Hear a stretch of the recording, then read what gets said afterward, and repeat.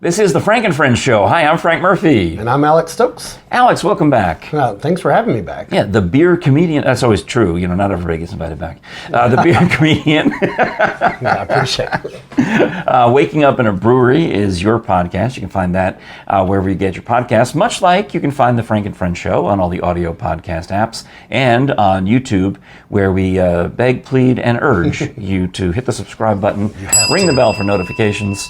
This bell is here really, it's gotten down to that one thing. It used to be all DJs had bells for when you say something funny or racy. You always like punctuate it. But really that's all we use it for, is just to hit the bell for notifications on YouTube so that you don't miss any of our episodes. You got to check out the Tennessee Valley Fair episode, which was great. Those are on YouTube only, the ones where we go do the Seymour Smokies adventures.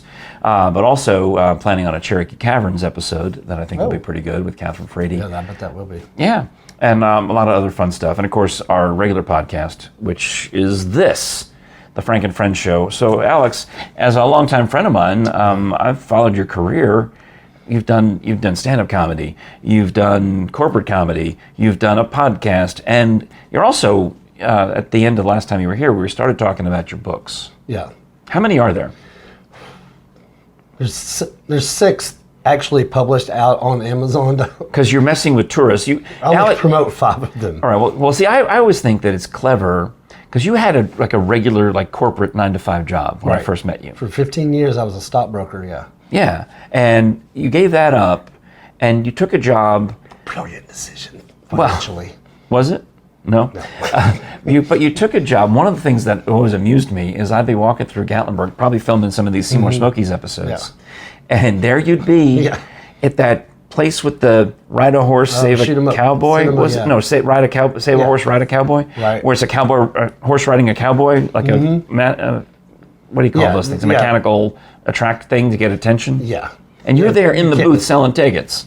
Well, I did that because I was writing the books. See, that's that the was catch. The best place. It looked like he was just selling tickets, but I was getting all my book information for messing with Taurus.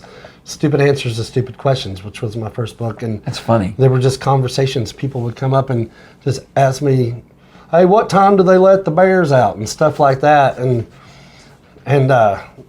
my wife, Jenny, was working there with me during this process. And she'd be like, oh, here, this is a good one. She's like, just banter back with them and make stuff up. And what time before you knew it, I had a whole book, and it took off and sold a lot of copies. And it is amazing how many tourists don't grasp the fact that the Great Smoky Mountains National Park that's it. It's woods. They think it's a theme park that we just turn it on. Who turns on the fog? That's a big question. Right. When it's not smoky today. Yeah, it's not smoky. I want to see Smoky Mountains. Fog. Yeah. I could go on. It's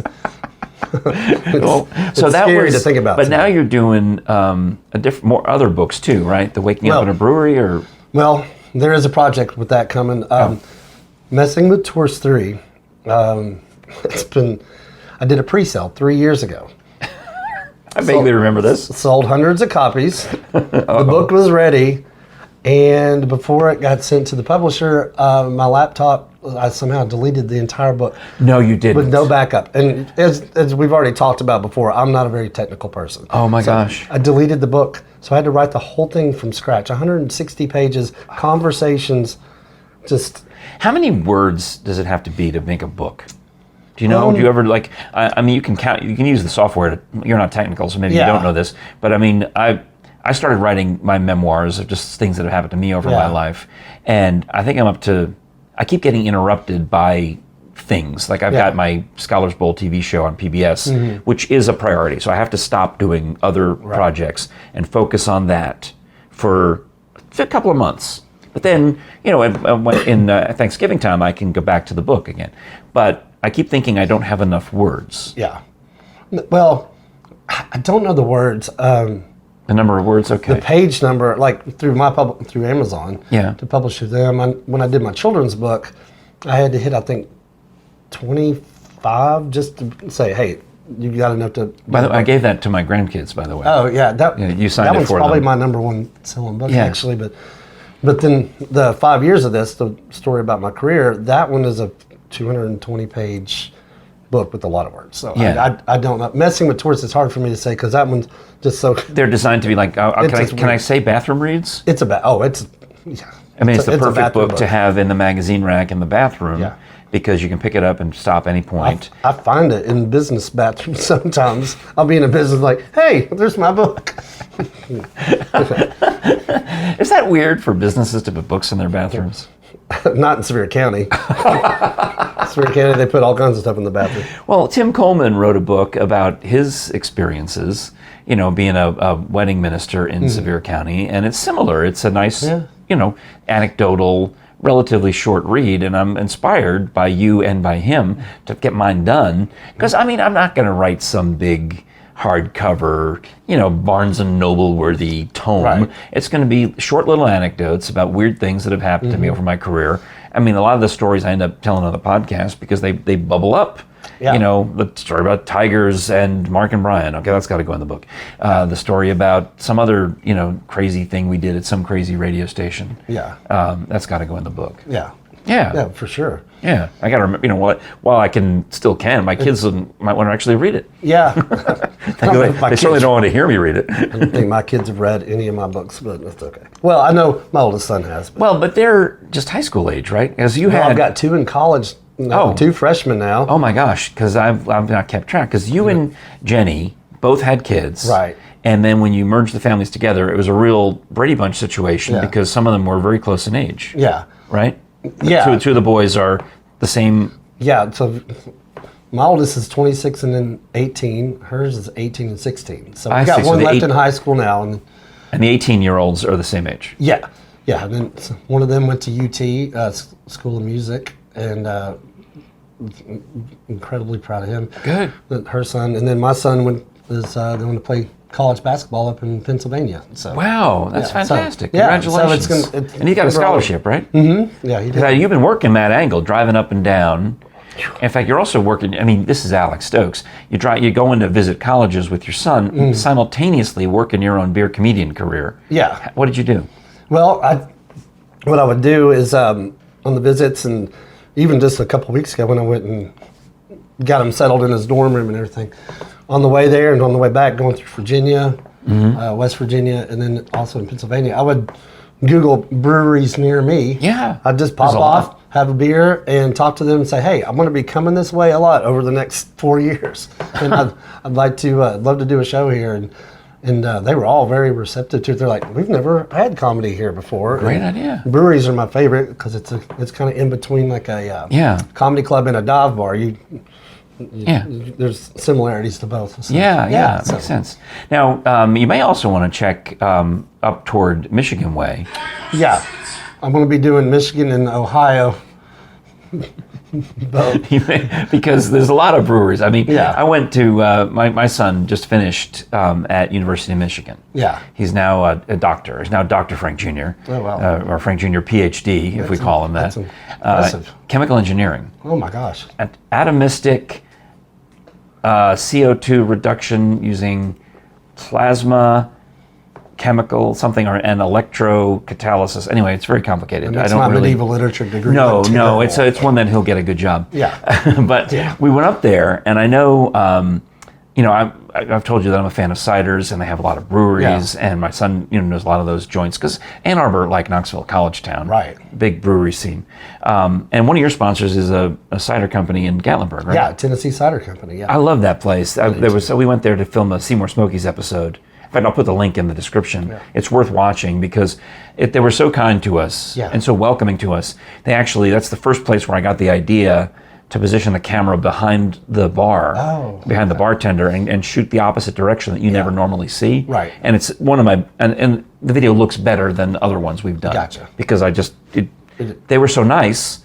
They'll let you do anything. Yeah, the whole, everything, I just decided to flip the script and do it from their perspective. And so I recommend Tennessee Cider Company. In fact, I have a jar of it, a bottle of it somewhere. And they also have Tennessee homemade wines too. It's just right down the street. So yeah, good folks. Yeah.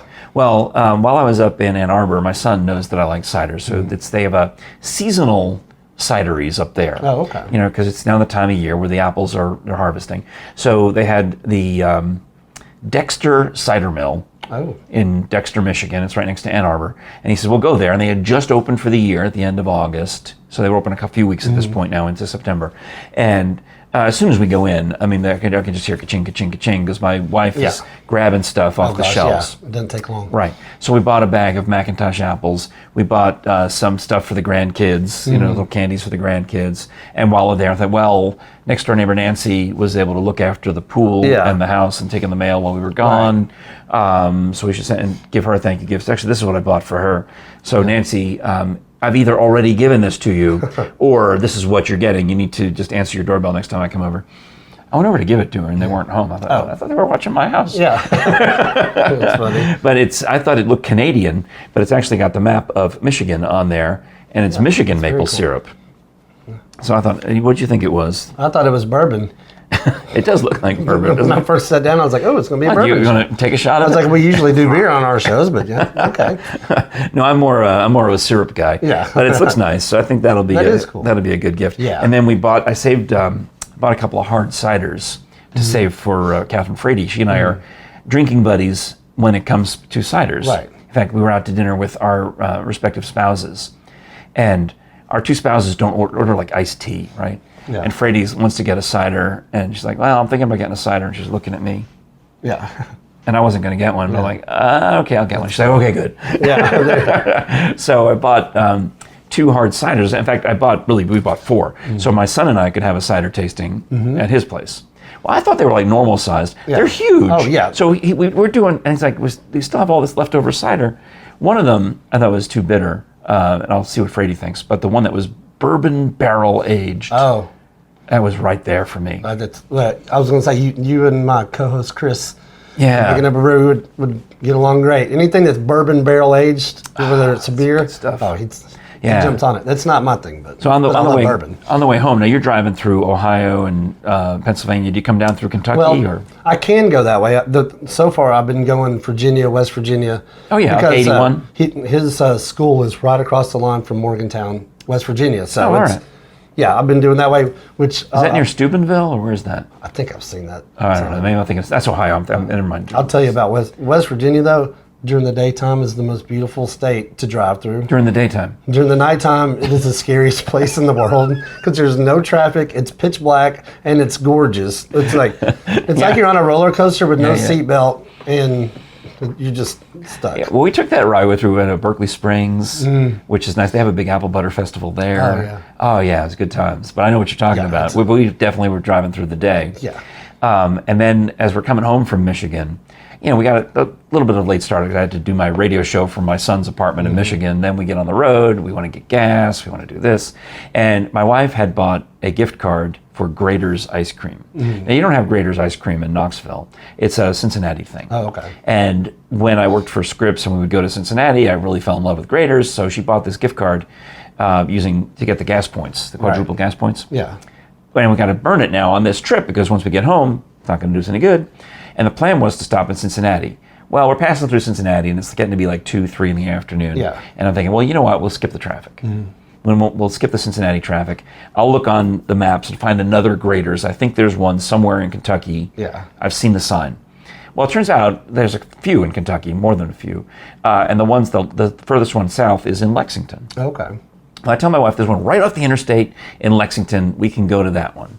But she thought, well, we have to get dinner anyway, so she reprogrammed the map while I was in the some bathroom at some gas station to be the Grater's in downtown Lexington, right in the heart of Lexington, in this cool community where it's very, college towny, obviously. It is. You got all the good bars and all the good, the boutiques and it's the night, probably a very nice, maybe the nicest part of Lexington. There's a Grater's ice cream right there. Perfect idea. Yeah. Well, we put that in there and we follow the directions. The next thing you know, it's telling us you better get off the interstate because of traffic. You better do this because of traffic. You better do this because of traffic. And finally, we're sitting there, we're realizing, what is going on? We're in bumper-to-bumper traffic on a Friday night in Lexington, Kentucky, and then you start to see the people holding up the signs as you parking $10, and then the next one parking $15, parking $20. You're getting closer and closer. Yeah. Did you know that Rupp Arena is right there in the middle of where we're trying to go? That's crazy. I had no idea. Yeah, it's not and a good then place. There's a huge concert happening that night. Yeah. It was one of the country guys. Oh. Like the ones you look like are Rascal Flats. not that one. Good, because I'm losing weight. Blake Shelton? Blake Shelton, it Is that wasn't what you him. said? No, you know who? It was that guy with the hat. I got it. Alan Jackson. Alan Jackson? No, is that the guy? He's a guy. Yeah, but he has a mullet. Oh, well, anyway, I think that's who it was. I just Googled it. So now we're realizing we're stuck in Oh, I thought Alan. you were saying who I looked like. No, Alan no. Jackson. No, he was at a concert. I was like, I don't look like Alan No, Jackson. it was not a guy who looked like you, is what I was trying to say. It was one of the other not guys. one. The one who looks like Gunnar from WIVK. Oh, yeah. And he plays that up to the hilt. I can imagine. So he had a concert in Lexington that night. And now we're trying to figure out how do we get out of this mess to get to the graders. Yeah. But it was like, anyway, I just was a lot of work. Thankfully, the Google Maps helped us. Hey, while we're talking about a lot of work, University of Kentucky, Dr. Bill Bass got one of his many degrees at the University of Kentucky. Oh, really? I didn't Pennsylvania, Virginia, Kentucky, where he got his three degrees. And you know that when you read books like Death's Acre and you buy it from bonezones.com, don't forget the S. Because if you forget the S, you're on your own. Death's Acre is the origin story of the Body Farm. And, Dr. Bass signs the books. So you can get them personally autographed. And I think he got his, I always forget, I think it was undergraduate at Virginia, master's at Kentucky, doctorate at Pennsylvania, or the opposite. Yeah. So anyway, I can look that up. I should know. They get the hats, the Bill Bass groupie hats. Yeah? Oh, I like those. Yeah, you can try it on if you want. It'd mess my hair up. Oh, yeah, that's a good point. Actually, your hair would mess the hat up. It'd probably poke a hole right through it. Probably. The T-shirt is pretty good too. The Body Farm T-shirt, where it says, the Body Farm. Getting just in time for Halloween, and then on the back it's got all of his books and a replica of his signature. Some people ask him to sign these. Yeah. So he does, but then you got like Scotch Guard that right away, or else you'll, and you can't really wear it and wash it very well. People ask me to sign shirts after shows, and I'm like, why? I was like, what are you just gonna watch? Well, just tell them to Scotch Guard the shirt Scotch afterward. Guard, Apparently, okay. that's the trick. And also, one thing that's been selling lately is the different souvenir skulls. Oh, that is very cool. This one, obviously, is a paperweight, but there was a lady at the last time we had a gig at Cherokee Caverns who bought. We have these resin skulls that are like life-size, like accurate representations. I don't know why they. You can find these online, these lifelike resin human skulls. And she had him signing his name across all of them, and to every member of her family was getting one of these skulls, I'm guessing, for Christmas. Yeah. So we do those when we're in person. The next in-person gig at Historic Cherokee Caverns, which is kind of between Carnes and Oak Ridge near Solway, is coming up on Monday, October 24th. I think we're calling that one Bats and Bones, because we're in a cave. Oh, that's cool. It's 58 degrees in the cave at all times, so so dress accordingly. You could do a comedy show down there. Yeah, I've been there. That's the one going like out towards Oak Ridge Highway. And they used to do a haunted house in there. They still do. Oh, they still do it. They do Halloween in the cave. They do trick-or-treating in the cave. That was a lot of They fun. do movies like they were doing. kids there. They used to do Goonies a lot, but now they're doing Hocus Pocus and Lost Boys. Well, no, that's Cherokee Caverns, but we're going to be there a week before Halloween for Dr. Bill Bass. You find that at CherokeeCaverns.com. But if you want the merch, which we sell in person, or you can have it in advance, you can order it by emailing or calling Susan with the information you find at bonezones.com. Get yourself something nice for the holidays or for birthdays or whatever it is. Bonezones.com. Don't forget the S. Because if you I love that. no, you can ring the bell. I usually put it on the guest side. It's got that nice that air to it, the ring to it. Exciting thing I've done all day. I'm almost positive that we got this from Sweet Fanny Adams Theater in Gatlinburg. Yeah, I had to see them go. Well, that's how we got it. If they hadn't, Good for you now. I guess. If they hadn't Stole their bell. No, they sold everything. Yeah. If they hadn't, that's how we got the bell. That's a famous bell then. As it was in the box office area or somewhere at Sweet Fanny Adams Theater. Yeah, that's awesome.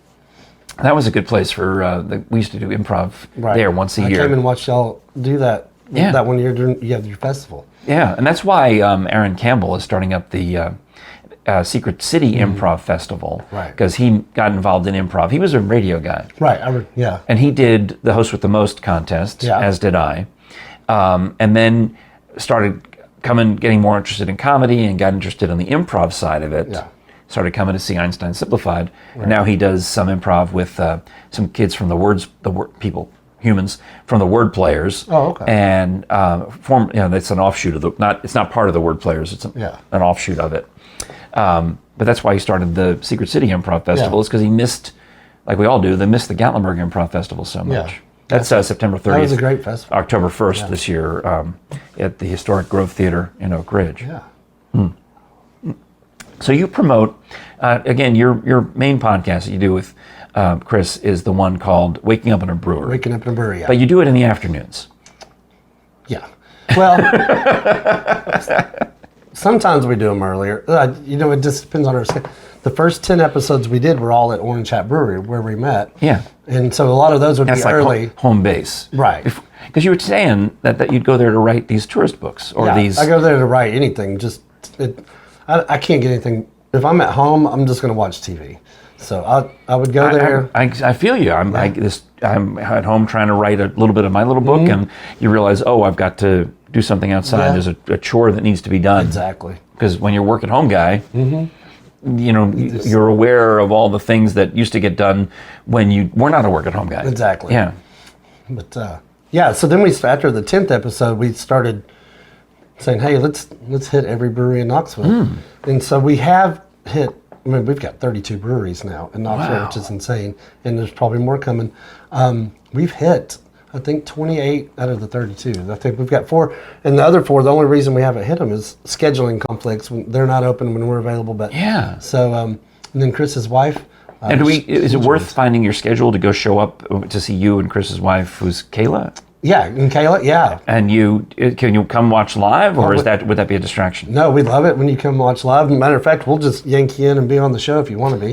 But we do that many times. We'll give away free stuff. Now, I've never said no to a microphone, so be careful. You better be careful. We'd love to have you. Who you're inviting over here. Yeah, you're always invited to come be a guest. I think I told you off air that when Jody Collins said, "Come on and be on his Ramble Man podcast," he thought I would go a couple hours. He had to. He told me I had to leave after 5 hours because it was time for dinner. He made me leave. I think between you and Chris, it would be one of our longer episodes, probably.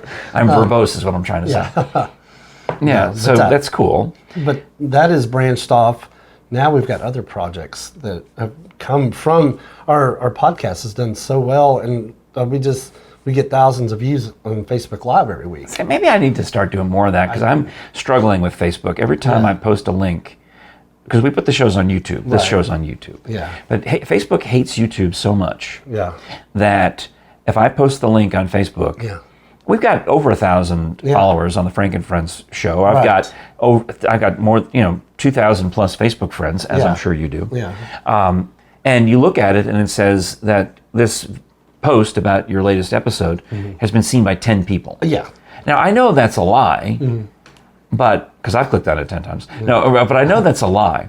But I think they're messing with me, and I think they deliberately throttle back.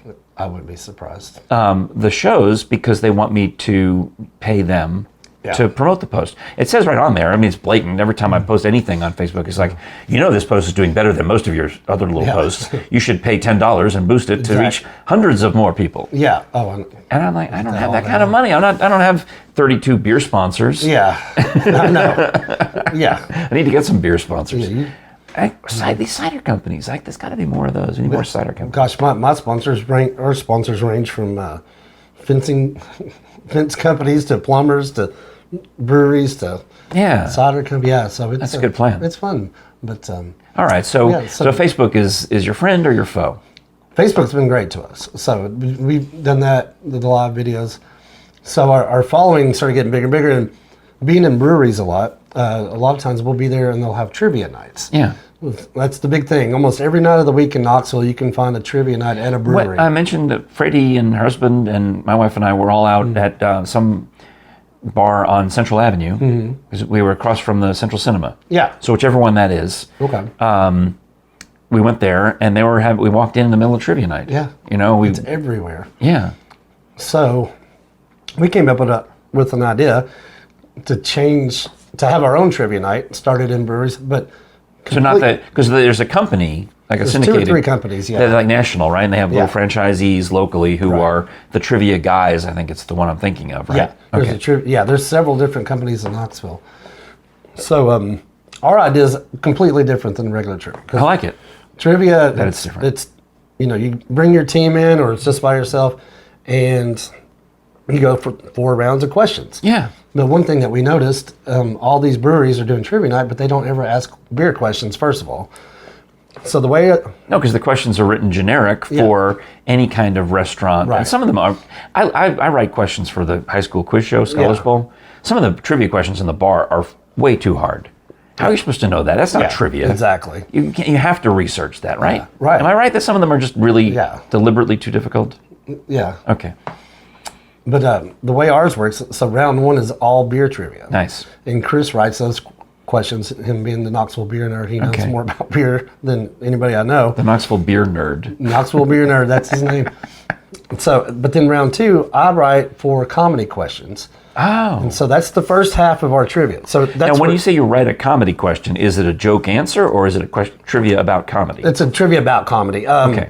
This round is. So it's Like famous comedians? Yeah, it could be about comedians, funny movies, Ah. Yeah, it's a... I might stand up fighting chance in that round. I don't Yeah, think, no, you do well. I don't think I'd do well in the beer round. Yeah. But round 3 is where ours separates from all the other trivia nights. Okay. So round 3, I tell a joke to the crowd, and as a team, you have to finish the joke. And you write it down, and there's 2 of them in that round. They send the paper back up to us. We read the answers. Do you have a punchline in mind when you tell the joke? No. Oh. No, It's just a setup. And it has been so much fun. So this is improv. And then the bartenders will vote. Oh. They don't know which team it is Mm-hmm. because I read, and there's no stage fright, so people don't have to come up and read their answer. I do it for them. And one gets a bigger laugh than the other, basically. Yeah. Yeah. And so that's round 3. They get points for those. I like it. And then round 4, it reverses. I give them a topic. Yeah. They have to write the entire joke from scratch. They get about 7 to 10 minutes, and then the bartenders vote, and then that's it. So it's a point system all the way through, but it's very Wow. interactive. Yeah, it's a little more challenging Yeah. and creative. Yeah. It's not just a simple answer of, can you name the moons of Neptune? Yeah. No, The answers we've been getting are just, I don't even, and it's funny too, because you can tell there'll be one team that's going to be dirty on the first one. And we'll read that answer, and the other teams are like, "Oh, we didn't know we could be dirty." And then, so the next round they come out even harder, and we're like, "Woo!" But I mean, if there's kids there, we'll tell them up front and say, "Hey, let's keep it clean tonight." But and so you promote this on Facebook also if I want to come to the... yeah, it's called "This Beer Tastes Funny." Yeah, but you'll find it on our Waking Up in a Brewery page. That's where This beer tastes funny. This Beer Tastes Funny, and we're going to be at 7 or 8 different breweries doing this week. Do you have any coming up in late September, early October? We will. We're still working on the schedule for that.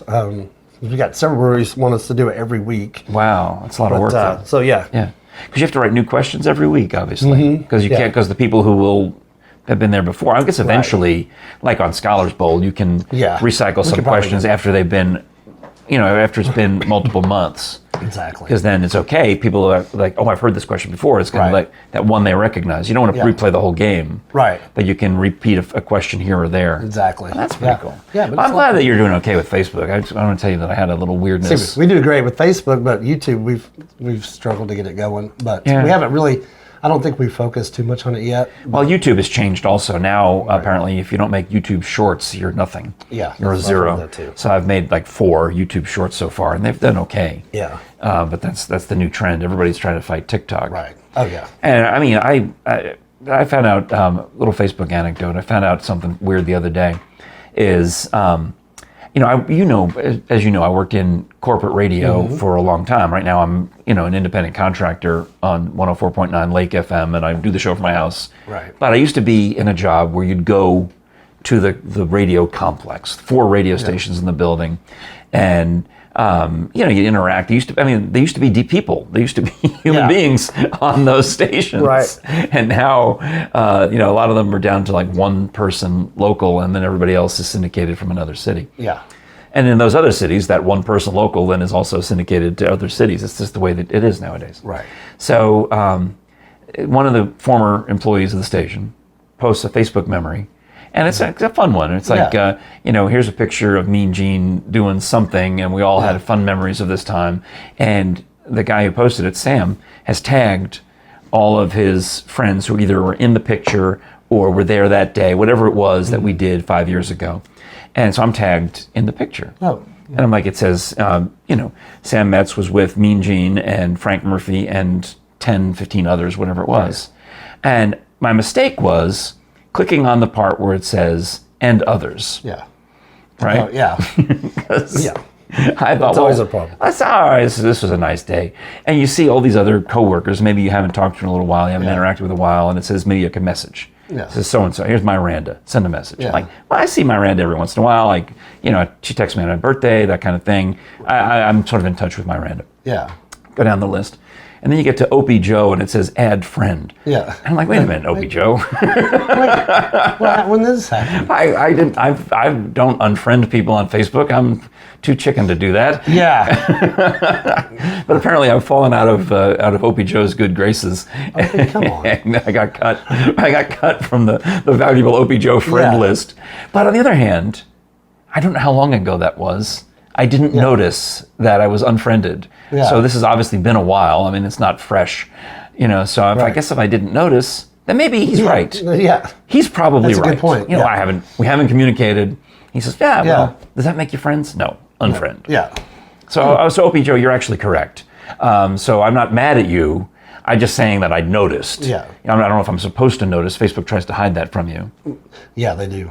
What about you? I mean, you probably no one would unfriend the beer comedian. You're everybody's friend. I've got 5,000 friends on my list, and every day I'll lose a couple. But there's a lot of them. Half of those are comedians that I don't even know from all over the country. Right. So well, you've got a good point. I know of a couple of people who have the 5,000 friends, and they'll post on there, look, I don't have any room. I'm sorry, I can't take your friend request. I'll or you can't. People. Yeah. So that's why. So that probably would happen to Opie. He probably went through and cleaned out some dead wood, meaning me, so that he could add, newer friends. When I go to delete people, I just scroll through and look for ones that don't have a profile picture, and I'm like, then I look at it and go, okay, they're probably not even on Facebook anymore. So that's the ones I'll delete. Well, or comedy clubs that aren't even open anymore, which I'm friends with like 100. So. I bet.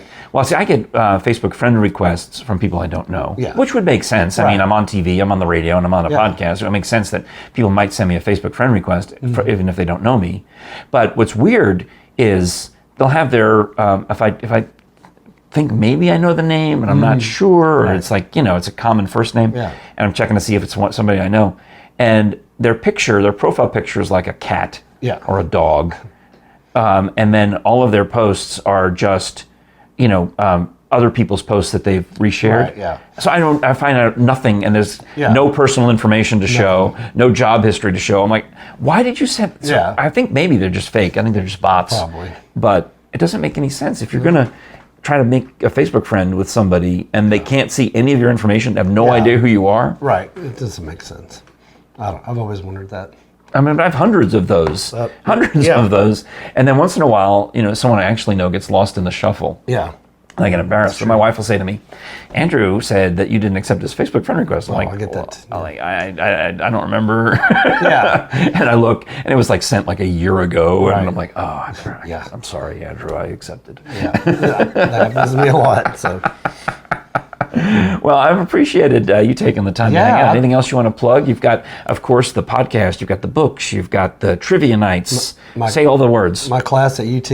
I teach stand-up comedy at UT. I won't have another stand-up comedy class till the spring. But I'll have 2 classes next year. Make sure you check that out. That's through UT Extension? It's UT non-credit courses. Anybody can take my class, and they're a lot of fun. Yeah. Because you'll have the final class, the final assignment, sometimes at Scruffy City Hall right before my improv group goes on stage, Einstein Simplified. Exactly. Yeah, I love bringing my class to that. You guys have shown them around and told them about improv too, which is great. We've got with Waking Up in a Brewery, we've got a big event coming up October 8th. We're hosting the Brew Street Brew Festival in Sevierville, which is one of the best beer festivals there is. It's a half home brewers and then half big breweries from Asheville, Knoxville. It's funny because it's on Bruce Street, but it sounds like you said Bruce Street, doesn't it? Yeah, especially with my voice being out like it's hard to understand. Now, Bruce Street, they have Carol McMahon and the crew in Sevierville, Amanda Marr and everybody. Yeah. They have spruced up Bruce Street. My wife and I were hanging out in, we spent a day in Sevier County because we had been glamping. Yeah. And then my cousins were performing at the listening room that night. Yeah. So my wife and I are just farting around looking for things to do, and we settled on Bruce Street. We go park in the gazebo parking lot. And we went to, is it Trotter's Whole Hog Barbecue on that street? It's new. Same guy who owns the fancy Appalachian restaurant. Mm-hmm. Yeah. Oh my gosh. I've heard it's good. I need to go over there and do an episode because that, I know every other vlogger has already gone and done it, but I mean, it doesn't matter. I still need to go there and do one that was good meat. Yeah. Anyway, that's Bruce Street. They put a public art in there. They repaved it. They made it all nice. Oh, it's and they've got this festival. What's it called again? The Bruce Street Brew Fest. Nice. I've hosted it, I think, 4 years in a row now. So now we're going to be hosting it as Waking Up in a Brewery. We'll have our own table there, our merchandise. Good. That's great. And then I'll have a lot of shows around East Tennessee. And you just add him as a Facebook friend. Of course, he'll take you. It's like 5,000. He'll delete somebody. Or go to my other page, beercomedian.com. You can just follow me there. Well, Alex, I appreciate you. Yeah, and I know, in fact, I'm going to have a little more off-air business with you because we talked about you need to get your books on audible.com. Yeah, for sure. And it's not that hard, really. I mean, you've got all the equipment, it sounds like, to get it done because Audible has just thousands and thousands of things on there, tens of thousands. In fact, they recently tallied up, and they probably have more by now. There's over 300 years worth of audio entertainment that you can hear. And when you use our URL, which is audibletrial.com/FrankandFriendsShow, you're helping support the Frank and Friends Show. Hello, hint, hint, wink, wink, nudge, nudge. But you also get the full premium membership for free for 30 days. Try it out, see if you like it, see if you want to keep the premium membership. And the main benefit that premium members get is an MP3 credit every month. You can bank those or you can spend them as you go to download and keep an audiobook forever on your devices. Yeah, that's awesome. So what I did is I picked a book about improv, but I picked the one that was the longest. It was I was looking at how long it took them to read it. It was like 7 hours, 8 hours. Right. That's the one, 8 hours. Yeah, take that one. Yeah. So I got my full bang for the buck with the free MP3 download. Yeah. You can do that to audibletrial.com/FrankandFriendsShow, and we appreciate your support. You're also supporting the Frank and Friends Show with our valuable merchandise, like the towel folding fairies weren't here after the towel got unfurled, so I have to get them back to work. The beautiful beach towel. And you'll notice my friend Avi, who did home shopping, she took it and she's like, oh, see how the ink goes all the way down to the bottom. It's not just printed on the top. This is quality print. So keep that in mind. Or it is like hoodie season, so I probably should show the beautiful hoodie. But we have pint glasses. Oh. And we got those little wine tumblers that are like for out, Oh, sweet. Keep the wine cool or hot or whatever. Pint glasses, that perks me up there. The pint glasses look good. When you get some of those. And of course, you've been using one of our coffee mugs. Yeah. The whole show. So we've got these. Yeah, these are nice. Two-sided. Yeah. First batch of mugs I got, they were only one-sided. Yeah. And it was so awkward because I had to drink it like this. I like that. I don't know what I was doing. Anyway, that's at frankandfriendshow.com/store. Alex, I hope you'll come back again sometime. Anytime. And if you're serious about me crashing into your fabulous podcast with Chris, I'll do it. Let's do that. All right. Okay. It is the Frank and Friends Show. Thanks so much for watching, liking, sharing, subscribing, especially on the YouTube, and hit that notification bell so you don't miss any of our episodes. Help us get to 1,000 subscribers by Christmas, because that means pennies for us, and we appreciate it. It is the Frank and Friends Show. I'm Frank Murphy. I'm Alex Stokes. And we'll talk to you again next time.